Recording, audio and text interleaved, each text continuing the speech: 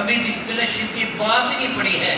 بسم اللہ پڑھنے کے لیے وہ طالب علم اپنے گھر سے قدم اٹھاتا ہے, اللہ کے معزز فرشتوں کے پاؤں تلے اپنے پر پھیلا دیتے ہیں. اندازہ کیجئے جو عالم دین بن گیا, اللہ تعالیٰ کے درست کا مرتبہ مقام کتنا بلند ہوگا. جس قدر فضیلت و شخص کو میسر آئے گی, جس کو اللہ تعالیٰ علم دین کی دولت عطا فرما دی.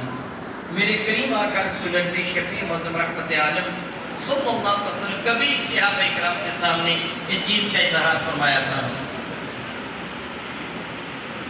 اہل صفہ, جن کو صحابہ صفہ کہتے ہیں, مسجد نبوی شریفہ میں حاضر تھے. میرے کریم آقا تشریف لائے. بحمد اللہ تعالیٰ علماء اکرام تو بہت اچھی طرح جانتے ہیں, میں ایک طالب علم ہوں, علماء اکرام اچھی طرح جانتے ہیں. یہ بھی میں ایک وضاحت کر دوں, مجھے اس وقت یاد ہی رہا, ابھی حضرت نے مجھے ناچیز کے لیے ایک جملہ ادا کیا تھا, فخر اہل سنت. حقیقت یہ ہے کہ اللہ کی عزت کی قسم, اہل سنت کو مجھ پر نہیں, مجھے سنی ہونے پر فخر ہے. سبحان اللہ, نعرہ تکبیر, نعرہ رسالت, نعرہ تحقیق, نعرہ حیدری. ابھی تھوڑی دیر پہلے میں نے اپنے رب کا شکر ادا کیا تھا, اور یہ محاورہ تھا کہ فارمیلٹی پوری کرنے کے لیے نہیں کہا کرتا, اللہ کی عزت کی قسم اٹھا کے کہوں گا, دل کی گہرائیوں سے کہا کرتا ہوں اللہ تعالیٰ, بلکہ میں احباب کو بھی کہا کرتا ہوں, خود بھی عمل کرتا ہوں کہ جس نماز کے بعد نفل پڑھنے کی اجازت ہے, 2 رکعت نماز نفل شکر نعمت پہ پڑھا کیجئے, مولا تعالیٰ ہمیں تجھے سنی بنایا, تیرا شکر ادا کرتے ہیں. میرے کریم آقا کے شان گرامی کرتے ہیں, قیامت کے قریب آ کر, قیامت کے قریب آ کر جب پرفتن دور ہوگا, صبح بندہ صاحب ایمان ہوگا, شام کا کافر ہو چکا ہوگا, شام کو صاحب ایمان ہوگا, صبح کا کافر ہو چکا ہوگا. آپ تھوڑا سا کوریب کا دیکھیں, تحقیق کریں, ریسرچ کریں. آج جو بے دین ہے, کسی کا باپ سنی تھا, کسی کا دادا سنی تھا, کوئی خود سنی تھا, وہ بے دین ہوئے ہیں. آپ بے دین ہونے سے بچنے کے لیے اللہ کا شکر ادا کرتے رہیں. میرے اللہ کا وعدہ ہے, لَإِن شَكَرْتُمْ لَأَزِيدَنَّكُمْ, میرا شکر ادا کرو گے, میں نعمت چھینوں گا نہیں, اس میں اضافہ کر دوں گا. میں شکر نعمت کے طور پر یہ جملہ کہتا ہوں کہ اللہ تعالیٰ تیرا شکر ہے کہ تو نے مجھے ایمان کی دولت عطا فرمائی, اپنے نبی کا غلام بنایا, حضور کی محبت عطا فرمائی. بہت بار میں ایک جملہ کہا کرتا ہوں, بہت عزت والے میرے بھائیوں, بات نبی ہو جائے گی. میں حضرت فرما رہے تھے کہ وقت کی پابندی کرتے ہیں, میں وقت کی پابندی کر کے کسی پر احسان نہیں کرتا. کیا بولا میں نے کہا, وقت کی پابندی کر کے کسی پر احسان نہیں کرتا. علماء کرتے ہیں وقت کی پابندی, علماء وقت کی پابندی کرتے ہیں. میں نے کتاب لکھی محافظات کا دام اور تقاضے, اس میں چیز کو لکھا. ہمارے ناظرین حضرات بات اوقات کہتے ہیں, میں ایک شعر پڑھ کے اپنی بات کو ختم کروں گا. غزل ہی اپنی پوری ہے, وہ جھوٹ کیوں بول دیا, جھوٹے پر کیا ہوتے ہیں آپ اچھی طرح جانتے, مجھے دہرانے کی ضرورت نہیں. الحمدللہ تعالیٰ علماء اس چیز کی پابندی کرتے ہیں, وہ جھوٹ بولنے سے گریز کرتے ہیں, کیونکہ وہ تو لوگوں کو نصیحت فرماتے ہیں کہ جھوٹ نہیں بولا جائے گا, اس لیے جو کہتے ہیں وہی کرتے ہیں. اللہ کا شان گرامی قدر, لما تقولون ما لا تفعلون, وہ کیوں کہتے ہو جو کرتے نہیں. بہرحال میں بات کر رہا تھا, میرے نبی اصحاب صفہ سے فرمانے لگے.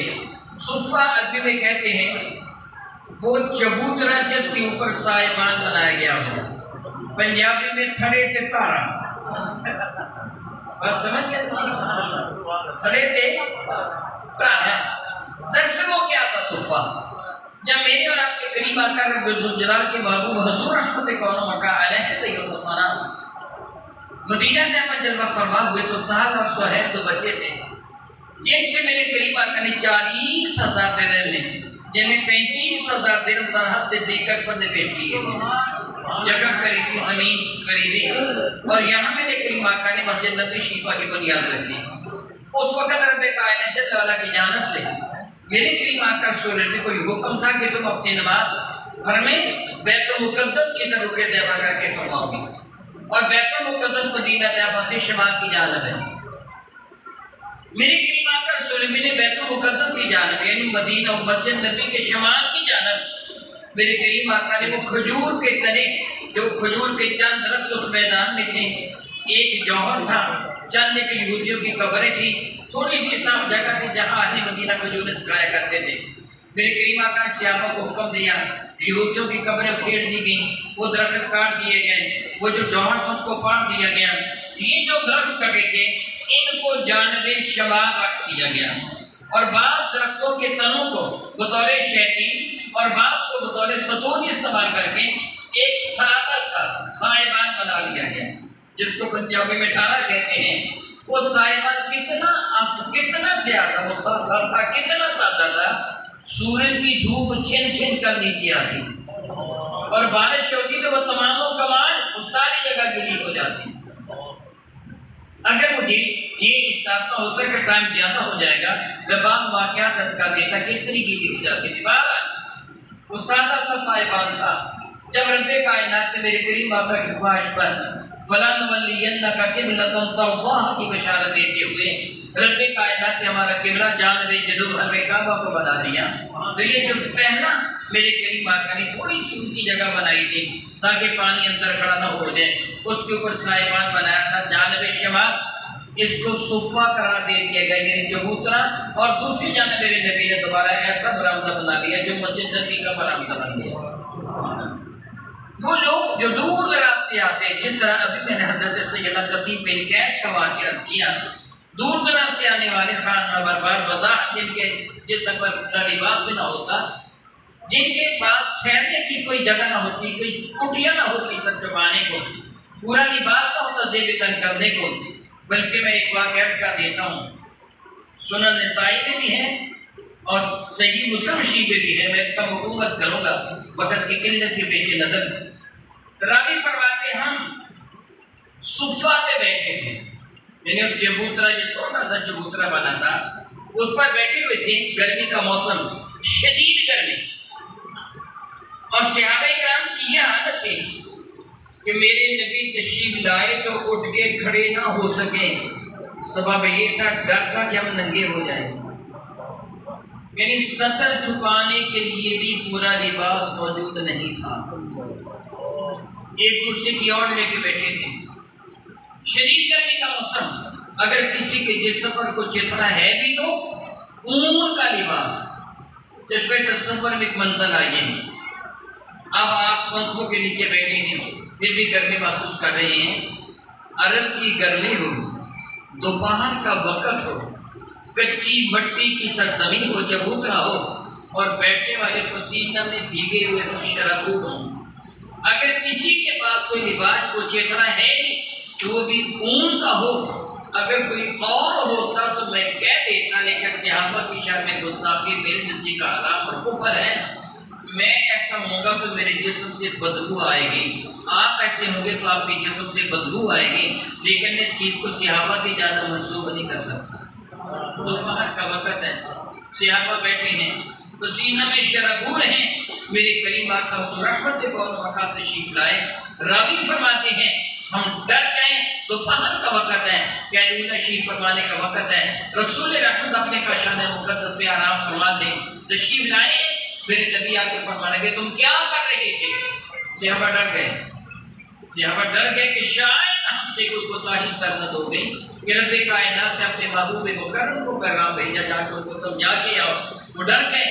रावी फरमाते हम खामोश रहे। रसूल रहमत ने दोबारा इरशाद फरमाया मैं पूछ रहा हूँ तुम क्या कर रहे थे? सहाबा किराम लड़ उठे, डर गए, शायद कोई कोताही हो गई। मेरे करीब ने तीसरी मरतबा फरमाया मैं पूछ रहा तुम क्या कर रहे थे?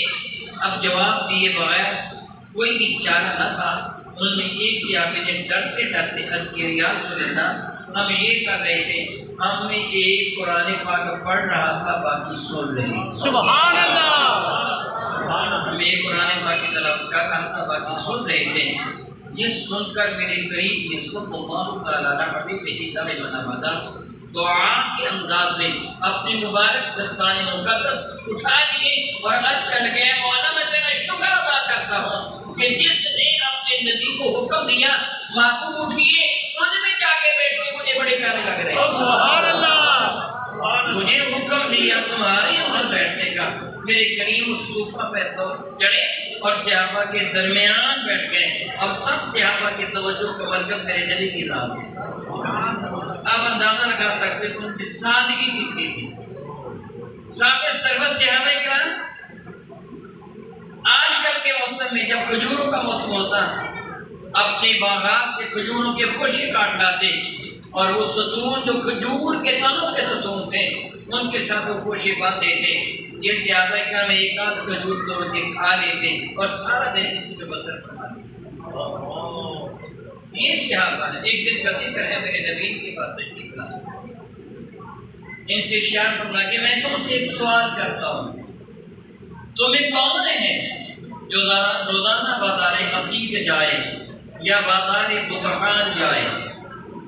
یہ دونوں بازار وہ تھے جہاں جانوروں کی منڈیاں لگا کرتے تھے. بازار عتیق جائے یا بازار بطحان جائے تو اونٹنیاں جو سرخ رنگ کی اونٹنیاں ہوں, بچے کو جنم دینے والی ہوں, وہ لے آئے کہ گھر آ کر دونوں اونٹنیاں بچے کو جنم دے دیں تو کتنی بن جائیں گی؟ 4, اور دودھ بھی دے گی. میں یہاں یہ بھی بات کر دوں کہ اہل عرب کے ہاں محبوب ترین مال اونٹنی ہوا کرتا. اونٹ نہیں, کیا بنا؟ اونٹنی. اونٹنی پر وہ سوار بھی ہو جاتے, طویل سفر پہ اس پر کو لے کے روانہ ہو جاتے, اور اس کی یہ خصوصیت ہے روکی سوکھی کا یہ گزارا کر لیتی ہے. دھوپ میں سفر طویل سفر طے کر لیتی ہے. اس کو ریگستان کا جہاد کہتے ہیں. اگر خود سوار کو بھوک لگے تو اونٹنی کا دودھ پی لیتا ہے,